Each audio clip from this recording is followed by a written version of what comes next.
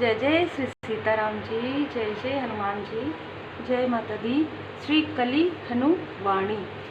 आगे के अध्याय में हम देखते हैं, आत्माओं की कमी नहीं है। अभिशप्त आत्माओं के झुंड खाली देहों में प्रवेश करने की बाट जोहते रहते हैं। श्री चिरंजीवी गुरुदेव जी श्री हनुमान जी ने कहा, उर्मी धक से रह गई और उसका मुख खुला का खुला रह गया। उसके मन में भयानक विचार आया, असुर! क्या अनीता 7 to 8 के किरदार में असुर प्रवेश कर गए हैं? हे भगवान, उसका क्या होगा? श्री चिरंजीवी गुरुदेव जी श्री हनुमान जी ने शांत स्वर में उर्मी के मन में उठे प्रश्नों का उत्तर दिया। वह किरदार अपनी पटकथा के अनुसार जीवन जीता रहेगा और वह पटकथा उसे कहाँ ले जाएगी देव? उस किरदार का हश्र क्या होगा? मैं जानने के लिए उत्सुक हूँ देव, उर्मी से पूछा। यद्यपि उत्तर कहीं न कहीं उसके मस्तिष्क में तैर रहा था। उत्तर इतना भयानक था कि वह उसे मानना नहीं चाहती थी। मैं आपको भविष्य में ले जाकर अनीता 7 to 8 किरदार के जीवन का अंतिम दृश्य भी दिखा सकता हूँ, किंतु आप वह सुखद दृश्य देखने के पश्चात उस दुखद दृश्य को देखकर अपना मन दुखी क्यों करना चाहते हैं? नहीं देव, मुझे नहीं देखना वह दृश्य। मैं अपने संदेहों की पुष्टि नहीं करना चाहती। काल आकाश के इस क्रूर रंगमंच पर पता नहीं क्या क्या पीड़ाजनक घटित हो रहा है। उर्मी बोली, पीड़ाजनक दृश्य एक साधारण आत्मा के लिए पीड़ाजनक है। असुर तो पीड़ा में आनंद प्राप्त करते हैं। अनीता की आत्मा सफलतापूर्वक एक बेहतर जीवन में प्रवेश कर लिया है। श्री चिरंजीवी गुरुदेव जी श्री हनुमान जी ने संतोषपूर्ण स्वर में कहा, देव, अनीता की आत्मा को तो आपने दुख से निकाल दिया। अन्य आत्माओं का क्या, जो पीड़ा के गहरे कीचड़ में फंसती चली जा रही है? मन के कारागार से बाहर निकलना हर किसी के लिए संभव नहीं है। उर्मी ने करुणा भरे ये शब्द कहे। चिरंजीवी गुरुदेव जी श्री हनुमान जी ने कहा, स्थिति इतनी भी निराशाजनक नहीं है उर्मी। आत्माएं देवताओं की सहायता अथवा बिना सहायता के प्रायः किरदार बदलती हैं। हाँ, किरदार बदलने की घटना का स्मृति में बद्ध होना दुर्लभ है। अनीता का ही उदाहरण ले लीजिए। उसे पता ही नहीं है कि उसकी आत्मा ने अभी अभी किरदार बदला है, परंतु जागृति के बिना एक आत्मा किरदार कैसे बदल सकती है देव? उर्वा ने जिज्ञासा प्रकट की। किरदार बदलने के लिए किसी आत्मा को अपने पूरे जागृति विन्यास पर महारत प्राप्त करना आवश्यक नहीं है।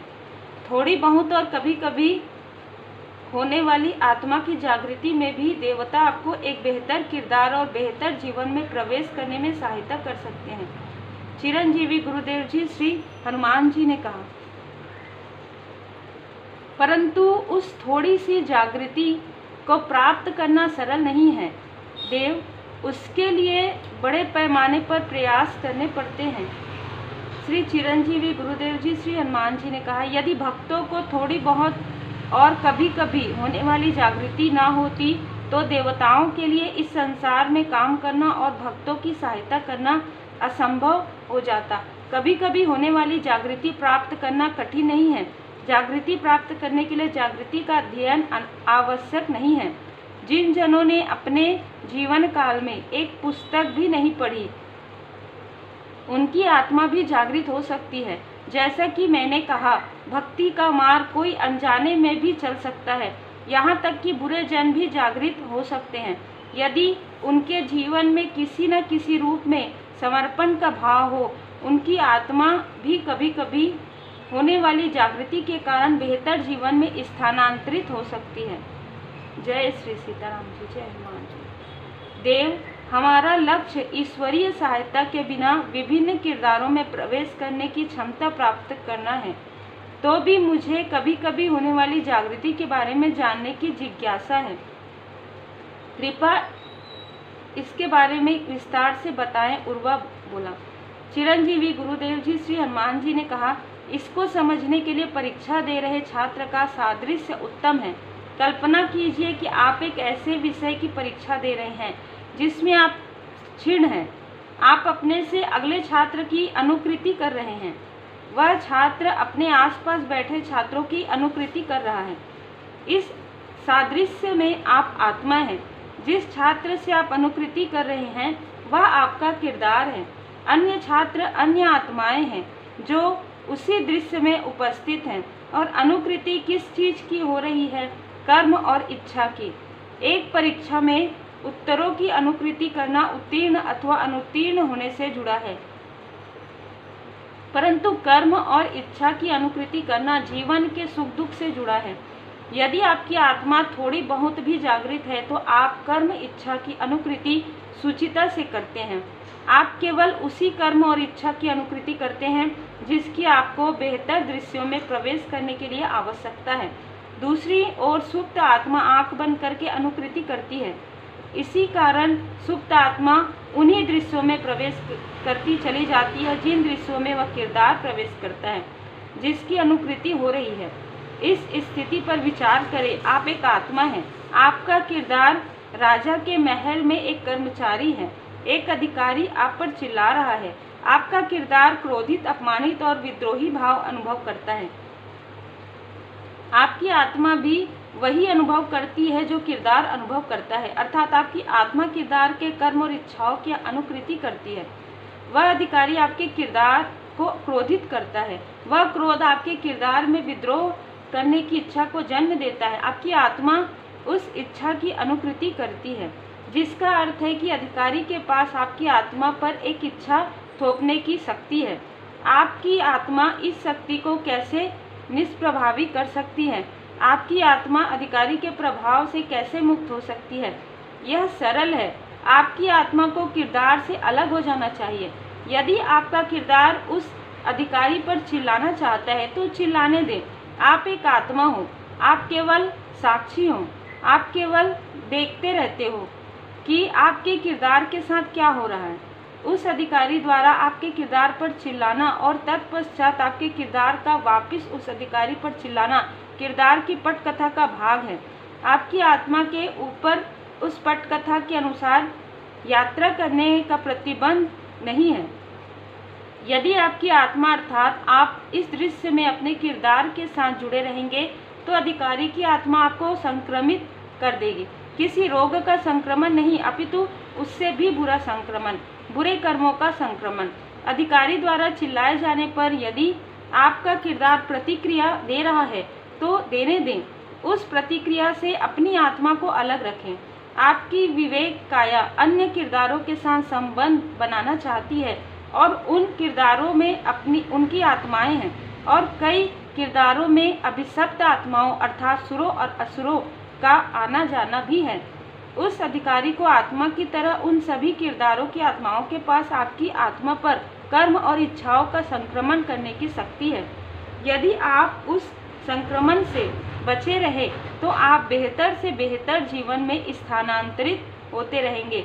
यदि सभी आत्माओं से स्वयं को संक्रमित होने से नहीं बचा सकते तो कम से कम उन आत्माओं से स्वयं को अवश्य बचाएं जिनके साथ आपका एक पक्षीय रिश्ता है। एक अच्छे व्यक्ति और एक बुरे व्यक्ति के बीच कोई भी मिलन भावनात्मक रूप से एक पक्षी ही होता है। बुरा व्यक्ति उतना भावनात्मक नहीं होता जितना कि एक भला व्यक्ति होता है।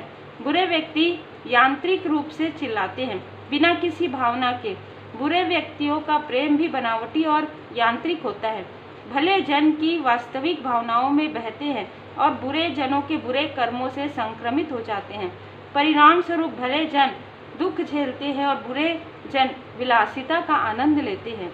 मैं पुनः स्पष्ट करना चाहता हूँ, अपने किरदार से अलग होने का अर्थ निष्क्रियता या उदासीनता नहीं है।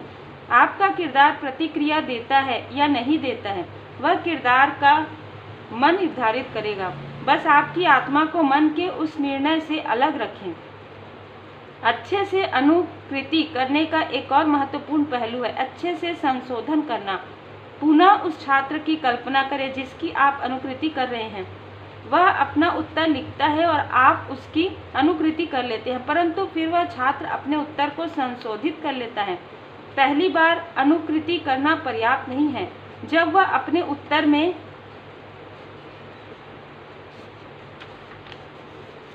संशोधन करता है। जय श्री सीताराम। तो आपको भी संशोधन करना चाहिए।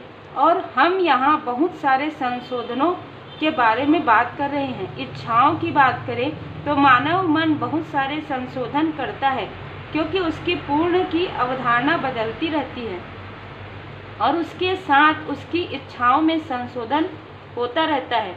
आपके मन के लिए तो इच्छाएं केवल विचार हैं। उन विचारों को ग्रहण करना और त्यागना श्वास लेने की प्रक्रिया की तरह है। मानव ताजी हवा की श्वास भरते हैं और प्रसंस्कृत हवा की श्वास छोड़ते हैं। यदि इच्छा रूपी विचार मन में गहरे चले गए हैं तो आपका मन उन्हें नींद के दौरान त्याग देता है, परंतु आत्मा उन इच्छाओं की अनुकृति कर लेती है। उसका क्या? मन और इच्छाओं में संशोधन करता है तो आत्मा को भी करना चाहिए। मन यदि इच्छाओं का त्याग करता है तो आत्मा को भी करना चाहिए। जब मन सो जाता है तो आत्मा स्वप्न लोक में उन इच्छाओं को त्यागने के लिए जाती है जिन्हें मन पहले ही त्याग चुका है। एक आत्मा के लिए यह उतना सरल नहीं है जितना कि मन के लिए है। आत्मा के लिए इच्छाएं केवल विचार नहीं है। आत्मा को स्वप्न लोक में उपस्थित किरदारों के साथ जुड़कर उन इच्छाओं को जीना चाहता है। तो यहाँ पर जो चिरंजीवी गुरुदेव जी की कृपा से जो हमें स्पिरिचुअल ज्ञान प्राप्त हो रहे, उसमें हमारी इच्छाएं, हम बहुत ज़्यादा किसी चीज़ के प्रति बहुत ललायित यदि रहते हैं तो वो चीज़ें हमसे दूर जाने लग जाती है। ठीक है, जब हम पूरी तरीके से अपने गुरुदेव जी पर की शरण में रहते हैं और अपने कर्मा को, अपनी पॉजिटिविटी को बनाए रखते हैं। यदि जब हम निगेटिविटी की बातें करते हैं, है ना, या पॉजिटिविटी की, तो जब कोई निगेटिव अटैक या किसी भी प्रकार की चीज़ें आपकी तरफ होती है और आप अपने इष्ट देव जी की पूर्ण शरण में अपने ऑरा को पूरी तरीके से प्रोटेक्टेड रखे हुए हैं, या आपको कोई ऐसी वाइब्स सेंड कर रहा है ना जो आपके लिए नहीं है, उसे आपको बिल्कुल भी एक्सेप्ट नहीं करना चाहिए।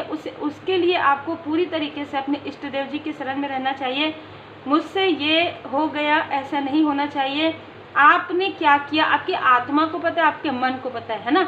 आपके इष्ट देव जी सब कुछ यहाँ पर जानते हैं। जैसे हम कहते हैं ना, दी सोर्स का जो कार्ड होता है, परमात्मा जी की नज़र हर तरफ रहती है। तो आप क्या कर रहे हैं, क्या नहीं कर रहे हैं, ये सब कुछ पता है हमारे इष्ट देव जी को। तो यहाँ पर आप अपने इष्ट देव जी की पूर्ण शरण में रहिए। जब भी आपको डिसबैलेंस फील होता है, आप बैलेंस कीजिए, मेडिटेशन कीजिए। अपनी जो निगेटिविटी है, मतलब जो आपका लेजीनेस है, जो आपके अंदर कुछ ऐसी हैबिट्स है, उसे आपको त्यागना चाहिए, जिससे कि आपके ऊपर किसी और निगेटिव चीज़ों का प्रभाव जल्दी ना हो।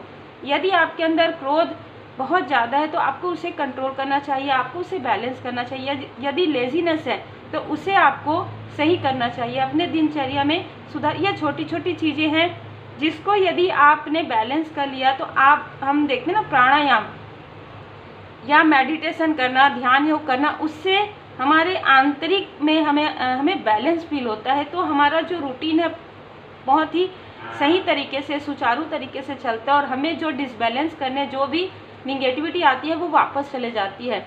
तब जब हम पूरी तरीके से अपने इष्ट देव जी के शरण में रहते हैं और हमारे स्वयं के अंदर यदि कोई निगेटिव थॉट या निगेटिविटी नहीं रहती है, तो उम्मीद है आप लोगों को भी सुनते हुए उतना ही आनंद प्राप्त होता है जितना मुझे श्रवण करते हुए। तो श्री हनुमान जी, चिरंजीवी गुरुदेव जी, श्री हनुमान जी, हम सब के गुरुदेव जी, श्री हनुमान जी बाबा जी की कृपा आप सभी सोल फैमिली मेंबर पर सदा बनी रहे।